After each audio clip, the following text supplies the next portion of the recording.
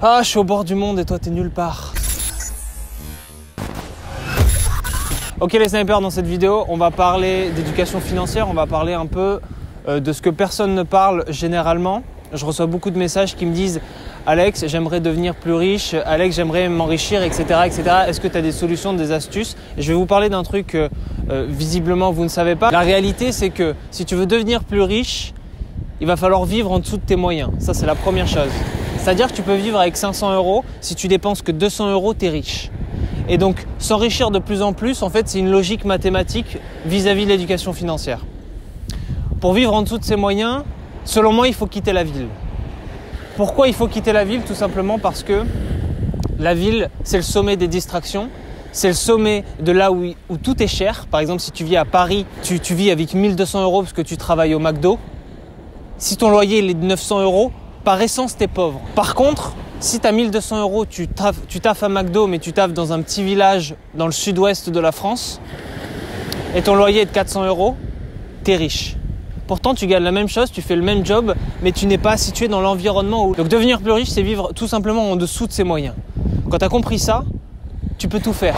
C'est-à-dire que si demain, je te donne 10 000 € en trading, tu fais 10 000 € en trading, je te donne une stratégie, tu fais 10 000 € en trading, tu as le mindset, tu as la discipline, etc. Et que tu arrives à tout dépenser, tu seras toujours pauvre. Je te donne 500 000 €, si tu n'arrives pas à les fructifier parce que tu vis avec 250 000 € tous les mois, tu seras pauvre.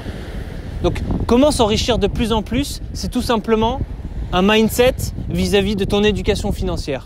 Ça paraît logique, mais visiblement, tout ce que je dis est inutile parce que vous êtes toujours là à écrire des commentaires « Ah, ton blabla est inutile ». Parce que la ville est remplie de distractions. Si tu veux bosser, si tu es dans un délire de « Ok, je veux monter un business, ok, je veux faire du trading, je veux améliorer ma vie pour arrêter d'être dans la rat race et d'avoir un CDI de merde », eh bien, il faut que tu quittes la ville. Pourquoi? Parce que la ville, c'est rempli de distractions.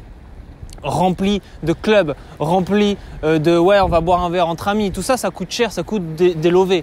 Et si tu veux avoir un mindset de conquérant, si tu veux avoir un état d'esprit où tu arrives le matin, tu te dis je sais faire les choses et je vais les faire, il faut que par essence que tu quittes la ville. En plus, la ville te pompe ton énergie et te pompe ton argent. Comme je te l'ai dit, si tu as un loyer à 900 € et tu travailles à McDo pour 1200, tu es pauvre.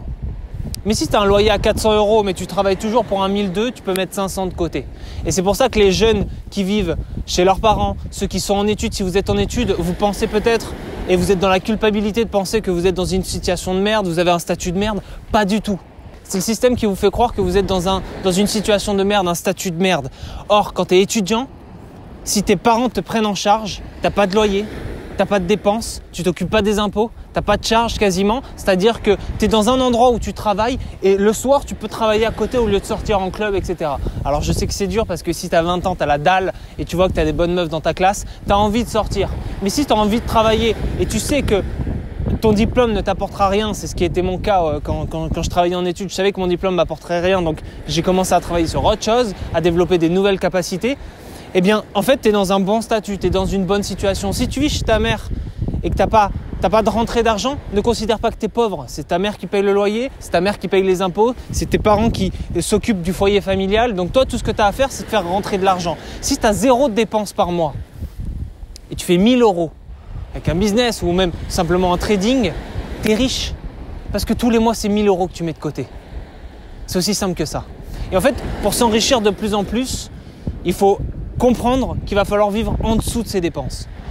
La dernière fois, il y a un mec sur Insta, il me disait « Ouais, mais Alex, moi, j'ai envie de m'en sortir et tout, mais j'ai un statut de merde. » Or, il était étudiant et ses parents payaient le loyer, donc finalement, c'était pas un statut de merde qu'il avait, c'était un statut avantageux parce qu'il avait aucune dépense. Et il me disait « C'est difficile parce que, bon, bah voilà, j'ai des dépenses, j'ai Netflix, Amazon, j'ai le PS Plus sur la PS4, j'ai plein de passifs, en fait, qui te font découler de l'argent alors que tu n'as aucune rentrée. » Et en fait, c'est pas que tu es pauvre, c'est que toi, tout simplement, tu t'es mis dans une situation de pauvre. Tu dis, ouais, putain, j'ai le PS Plus et aussi je dois sortir avec mes potes. Des fois, quand ils me disent, ouais, on va au ciné, j'aimerais bien y aller, mais j'ai pas d'argent, mais derrière, je veux faire du business.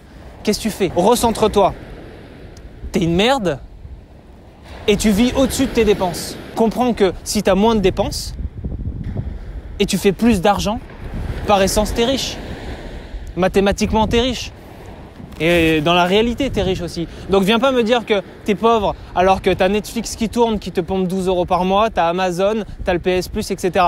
Enlève tous tes passifs de ta vie. Quand moi, j'avais rien et j'étais salarié, j'ai dit ok, je vais essayer de faire de l'argent, mais il va falloir que je vive en dessous de mes moyens. Qu'est-ce que je fais? Je déménage. Putain, je paye 700 €, et je vais essayer de trouver un truc plus petit où je paye 400 €. Ok, là c'est un passif où je dépense tous les jours 10 €, ça vire. Là j'ai d'autres dépenses. Là je vais essayer de manger pour moins cher chaque semaine, etc. Je vais éviter l'alcool, ça coûte cher, etc. etc. T'enlèves tous tes passifs, t'enlèves toutes tes dépenses, tu réduis tes dépenses vraiment au minimum pour que quand t'es 1000 €, tu puisses mettre 800 de côté.